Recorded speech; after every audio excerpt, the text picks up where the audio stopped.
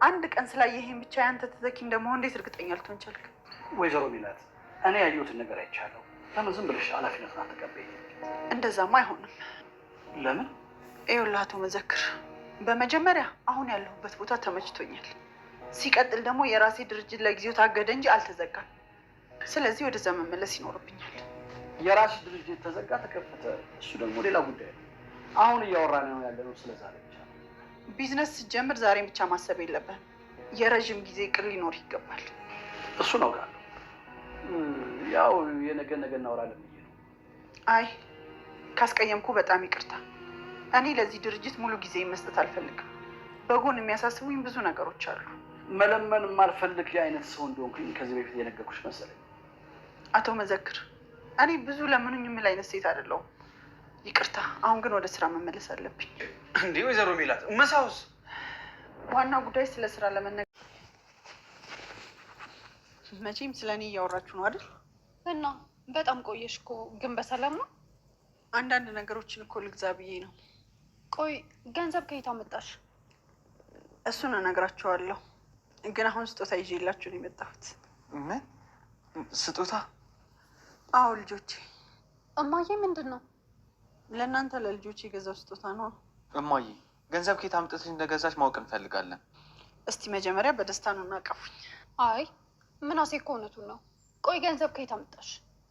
ስራ የገባሁበት ድርጅት አንዳንድ ነገሮችን ነቅሼ ስላወጣሁላቸው ያው እንደ ሽልማት ነገር ትንሽ ገንዘብ ሰጥተውኝ ነው። ከዛስ? ምን ከዛስ አለው? በአንዳንድ ነገሮች ስላስደሰትኩት ያው በቃ ትንሽ ጉርሻ ነገር ሳንቲም ሰጠኝ። እኔማ አላምንሽም። ይሄን ሁላ ዕቃ የሚያስገዛ ገንዘብ ማን ነው የሚሰጥሽ? እንዴ ቆይ እናንተ ከየት ታመጣዋለሽ ብላችሁ አስባችሁ ነው? እሱን አናውቅም እማዬ፣ ግን ደግሞ እንድናምንሽ ማይለን። ምናሴ ሙት እውነቴን ነው። የድርጅቱ ባለቤት እኮ ነው የሰጠኝ። አረ እስኪ በእናትህ አታካብድ። እሺ በቃ እኔ የምልህ እዩ፣ ይችን አዲሷን የማርኬቲንግ ባለሙያ ከየት ነው ያመጣሃት? ማንን? ወይዘሮ ሚላት? አዎ። ከዚህ በፊት አታውቂያትም ነበር? እኔ ታውቃታለሁ። ከየት ነው ያመጣሃት? የድሮ አለቃዬ ነበረች። በጣም ሀብታም ሴት ነበረች። ምን እንደተፈጠረ ባላውቅም ንብረቷ በጠቅላላ በፍርድ ቤት ታገደባት። አሁንም ያው ትንሽ ስለተቸገረች ነው ከኛ ጋር የምትሰራው። እና ታዲያ እሷ ለጊዜያዊነት በጀመረችው ስራ ላይ ነው የእኛን ጉረሮ ለመዝጋት እየተሯሯጠች ያለችው? ስለምን ጉሮሮ መዝጋት ነው የምትለው? ያቀረበችውን እቅድ አላየህም እንዴ? ሰራተኞቹን በሙሉ ችግር ላይ የሚጥል እኮ ነው።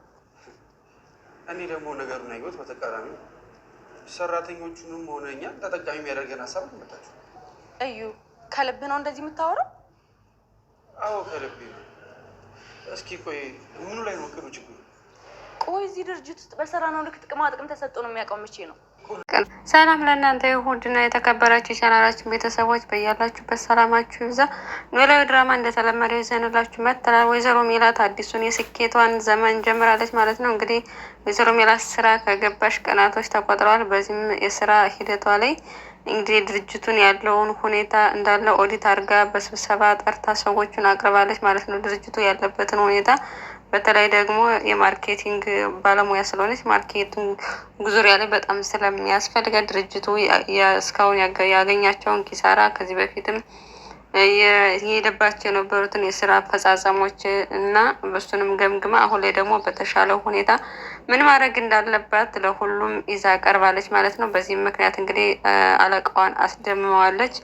አቶ መዘክር ወይዘሮ ሜላት እዚህ ድርጅት እንድትገባ በተቻለው መጠን ጥረት አድርጎ ነበረ። ምክንያቱም እዩኤል የወይዘሮ ሜላትን አቅምና ሙያ ከዚህ በፊት ሰራተኛ ሆኖ ስላያት ስለሚያምንበት ስለሷ በደንብ ነግሮት ስለነበረ ነው ወደዚህ ድርጅት የገባው። እናም ይህ ድርጅት የነሱ ድርጅት ያለበት ሁኔታ በጣም ጥሩ እንዳልሆነ ከዚህ በፊት 10 ሚሊዮን ብር ገቢ ያስገኝ ስለነበር አሁን ላይ ግን ወደ 2 ሚሊዮን ብር እንደወረደ፣ ምክንያቱም የተለያዩ የተንዛዙ ስራዎች ስላሉ እነሱን ደግሞ በተሻለ ምክንያት ሁኔታ ካቀረበቻቸው እና ለሰራተኛውም ለድርጅቱም ለባለቤቱም በሚጠቅም ሁኔታ ካቀረብ ነው የተሻለ ከዚህ የበለጠ ገቢ መፍጠር እንችላለን ብላ አንድ ባንድ እቅዱን ወደፊት ያሰበችውን ነገር ፕሮጀክት አቅርባለች።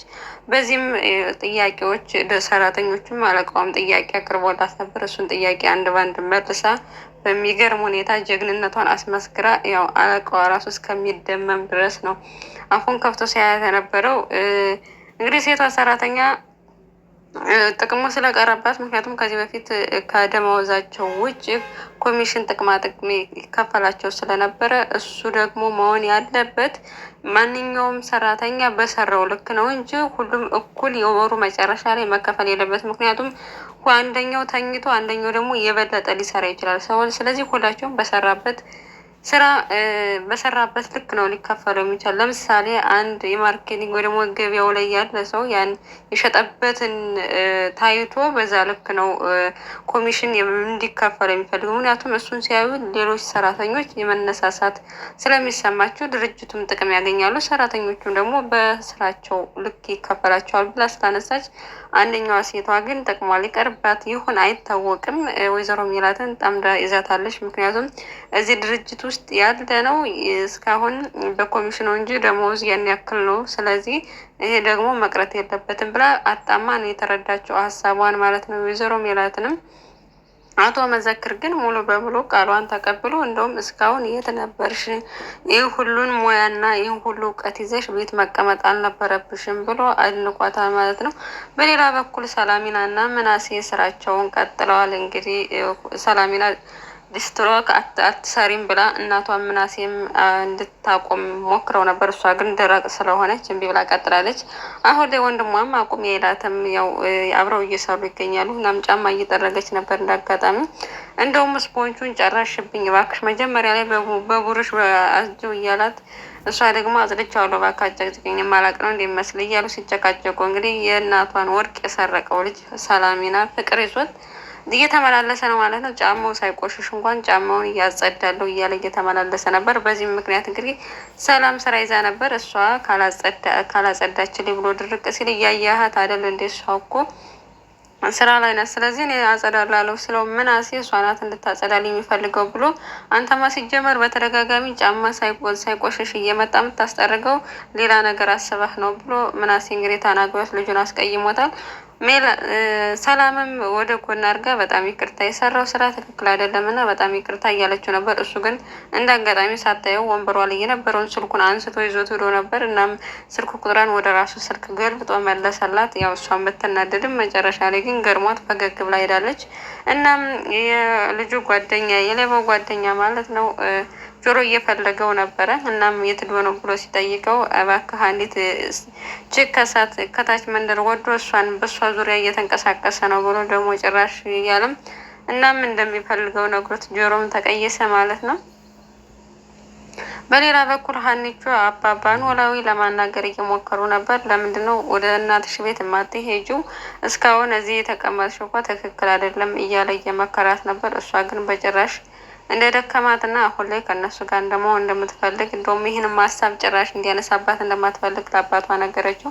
እናም ፋኖሴን ብቻዋን ነው ወይ ጥለሻት የመጣሽው ሲላተኝ አይ ቡጥሌ አብሯት አለ ብለው። እናም ቡጥሌ ለምንድን ነው ግን ይቺ ልጅ አብራ እየተቀመጠች ያለችው? እዚህ ጋር በጣም እግር እያበዛች ነው፣ የተፈጠረ ችግር አለ ወይ ብሎ ጠየቃት ማለት ነው ለፋኖሴ። ፋኖሴ ግን ያው ተጣልቶ ሳይጣሉ አይቀሩም ይሄ ጀሮ የሚባል ልጅ ጋር ምናምን ብሎ እንደውም እሱ ጋር እኮ ብትጣላ በጣም ጥሩ ነው እኔ ይሻላታለሁ እያለ እንደ አጋጣሚ እንደ ቀልድ እያወራ እያለ ያው ፍቅር እንደያዘው ማለት እንደወደዳት ለእኔ ብትመጣ እኔ እኮ ለሷ ወንድ ነኝ ምንም እኔ ማንሳት አይደለም እንደውም ከዛ ሌባ ነው ይሻላለሁ እያለ እንደ ቀልድ እያወራ እያለ ማታ ላይ ግን ተሰብስበው ሁላቸውም ሲጫወቱ ሲስቁ እሱ እየሳቀ አልነበረም። እናም ምን ሆነ ነው የማትስቀው ብላ ስትጠይቀው ፋኖሴ ያው ልብ የነገሩትን ይሰማል እና ቀን የነገርኩት ነገር ልቤ ውስጥ አይገባ አይቀርም ብሎ ሲላት ያው እሷ እውነታውን ስላወቀች በጭራሽ እንደዚህ አይነት ነገር እንዳታስበው ምናምን ስትለው ያው ሰላምና አባባ ኖላዊም ሚስጥሩ ስላልገባቸው ነው እንግዲህ ወጥቶ ሄደ ደህና ዶሮ ብሎ አኩርፎ ማለት ነው። እናም ምንድን ነው የደበቅከው ሚስጥር ብላ ትናንትና ለፋኖስ የነገርካት ምንድን ነው ብላ ጠየቀችው ማለት ነው። እናም ውጭ ወጥተው ሊገባበዙ ነበር ከቡጥሌ ጋር ሰላምና ቡጥሌ። ነገር ግን እሱ ጆሮን ስለሰደበው በጣም ተናዶ በጣም ጆሮን ስለሰደበው እንዴት ከኔ ፊት ሌባ ትለዋለህ ብላ ተናዳ አስወጥታ ልከዋለች ማለት ነው። እናም ወይዘሮ ሜላት በስራዋ ምክንያት አለቃዋ በጣም ስለተደሰተ ተጨማሪ ኮሚሽን ገንዘብ ሰጥቷታል። በዛም ኮሚሽን ማለት የሆነ ለስራሽ በጣም ስላስደሰትሽኝ እንደ ሽልማት ቁጠሪልኝ አላት። እሷ ግን አልቀበልም ብላ ነበር። መጨረሻ ላይ ግን ያው ብሩ ስለሚያስፈልጋት ተቀበለች ማለት ነው። ያው እናም ስለተቀበለች በጣም አዝና አይ ድህነት እያለች ነው። ምክንያቱም መቀበል አልፈለገችም። ደሞዝ እንደሚያስፈልጋት እና ለልጆቿም አንዳንድ ነገሮች እንደሚያስፈልጋቸው ስለተረዳች ተቀበለች። እናም ልጆቿ እየጠበቋት ስለነበር ልብስ፣ የተለያዩ ነገሮችን ገዝታላቸው ሄደች። ከየት አመጣሽው ብሩን? ያው ምክንያቱም ብር እንደሌላ ስለሚያውቁ ከየት አመጣሽው ብለው ብሩን ጠየቋት። እሷ ግን ያው ስራ ቦታ በጣም አለቃዬን ስላስደሰትኩት በዛ ምክንያት ነው ገንዘብ የሸለመኝ፣ በዛ ነው ያመጣሁት ብለው አስምለዋት እንግዲህ የመጣችላቸውን ስጦታ ሁላ ሰጥተዋት በጣም ደስተኛ ሆኗል ማለት ነው። ምክንያቱም እናታቸው በስራዋ ይገባታል ብሎ አለቃዋ እንደዚህ አይነት ነገር ስለሰጣት የተሻለ ነገር ላይ ስለደረሰች እናታቸው በጣም ደስ ብሏቸው እናም ለድንብላልም ስጦታ ይዛላት መታለች። ምክንያቱም ድንብላል እንዳኮረፈቻት ስለሆነ ምናልባት መታረቂያ ስለሚሆናት፣ ሰላምም አባቷ ቤት ነው ያለችው። በዚህ በችግራቸው ጊዜ ጥላቸው ሄዳለች። ነገር ግን እስካሁን እንደነበሩት ሰላም፣ ምናሴ፣ ወይዘሮ ሜላት ለራሳቸው ችግር የሚያንሱ አይደለም። እንደውም ሀብታም ከነበሩበት በተቃራኒ አሁን ያሉበት ሁኔታ በጣም ደስ ይላሉ። እርስ በርሳቸው ይተሳሰባሉ። አንዱ ለአንዱ ደስታ ይጥራልኝ እና እንደውም ከሀብታም ከነበሩበት ጭቅጭቅና ጠብ ጊዜ ይልቅ አሁን ላይ እርስ በርሳቸው አንዱ አንዱን ለማኖር በሚያደርጉት ትግል ውስጥ የተለየ ፍቅር እንዳላቸው የበለጠ ደስ ይላሉ። እነ ሰላምና ምናሴ አብረው ሲውሉ ደስ ይላሉ። ጭቅጭቃቸው ወይዘሮ ሜላት ለልጆቿ ማድረግ ያለባትን ሁሉ እስከ ጥግ ድረስ ዋጋ ስትከፍል አቅሟን ስታሳይ ምናምን ያለው ነገር በጣም ኖላዊ ድራማ እንዲሁም ይበልጥ አሳምሮታል እና ምዕራፍ 2 ኖላዊ ድራማ ሁላችንም በጣም ነው የተመቸን። ቀጥሉበት። ያው ቀጣዩን ክፍል ደግሞ በቀጣዩ ክፍል ይዘንላችሁ እንመጣለን። ይህን ቻናል አዲስ የሆናችሁ ሰብስክራይብ አድርጉ። እስከ መጨረሻው ስለምትከታተሉን እጅግ በጣም እናመሰግናለን። በያላችሁበት ሰናይ ጊዜ ተመኘንላችሁ። ቻው